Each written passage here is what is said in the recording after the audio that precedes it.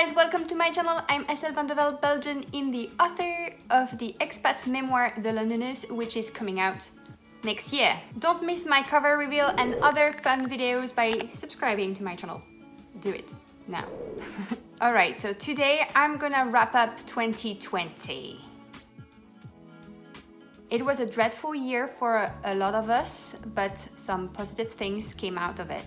I will be talking about how my writing went and the books that I loved this year. Stay tuned until the end of the video to hear a couple of announcements. 2020 was marked by The Londoners.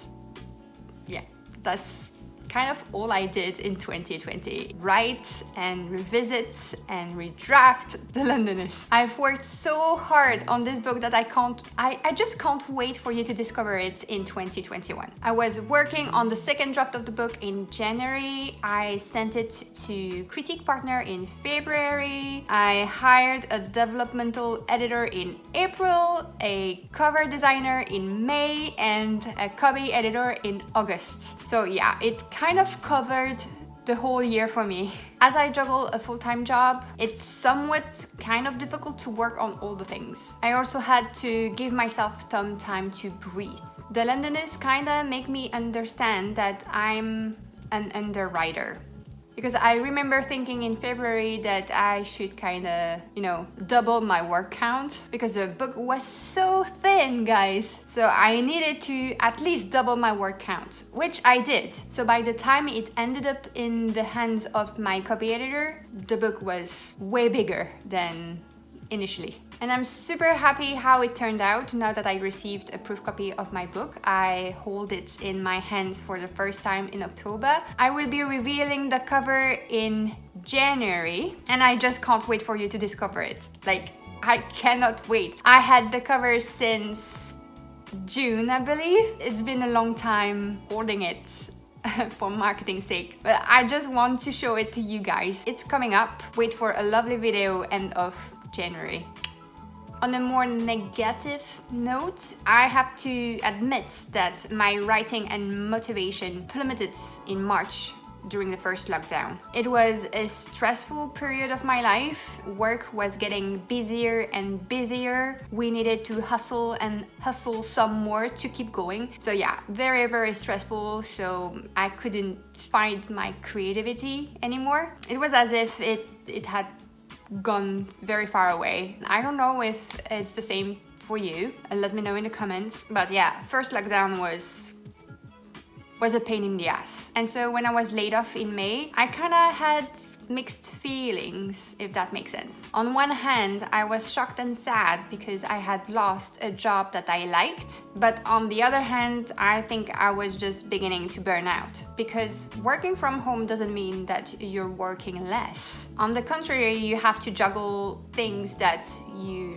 didn't juggle before. You can't really make the difference between being at work and being at home, which means that you had even more things to do.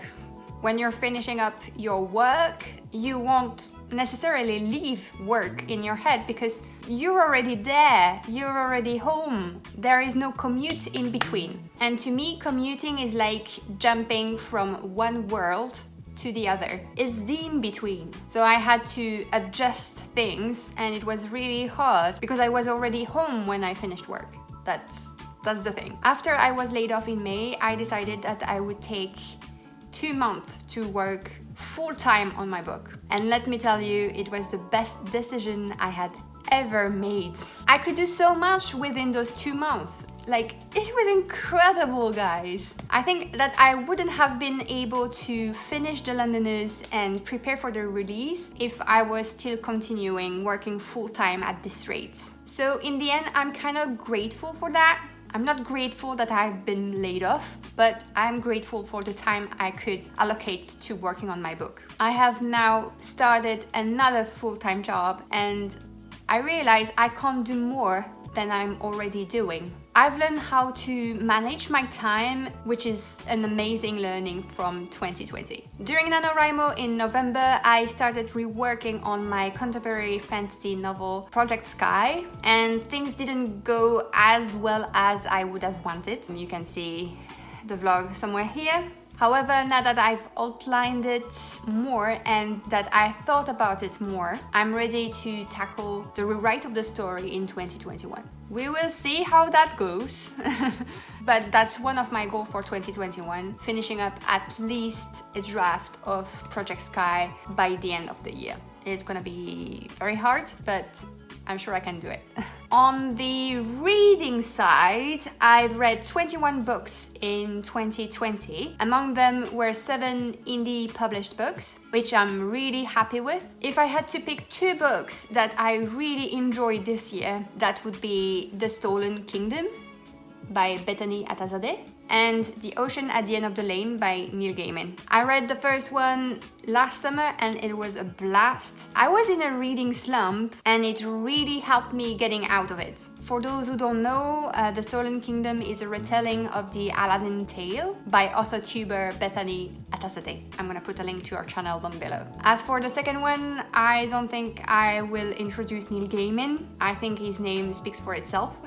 Neil is one of my favorite authors of all time, and I loved getting back to his writing style. He has a very peculiar way of telling stories, and yeah, each time it's a blast. I have a small collection of Neil Gaiman's books and I can't recommend it enough. So yeah, that's kind of it for my 2020 wrap-up video. Don't hesitate to let me know how your year went in the comments. And now for the announcement. I'm doing a chit chat live stream with Ben from the 21st Century Writer channel, with Nicole Popovets and Kira Grigori, 3 fellow writers with whom I'm going to be talking about what we accomplished during the year and our goals for the next. We will be live on the 28th of December at 5 p.m. CET. That's Paris time, so check your local time, which is next Monday. The link is in the description, so you can click the set a reminder button and join us next Monday for a lovely chat. As usual, if you like this video, don't hesitate to give it a big thumbs up because it helps me with the YouTube algorithm, and to subscribe to this channel. I post new videos on Tuesday. Until then, I wish you a Merry Christmas. I know some of us won't have the chance to celebrate Christmas with our families, as there are strict rules in application, but that doesn't mean we can't stay positive and enjoy our time away from work. So I hope you will have a lovely time doing self-care, writing, reading, whatever you enjoy. So stay safe and wash your hands, guys. Bye!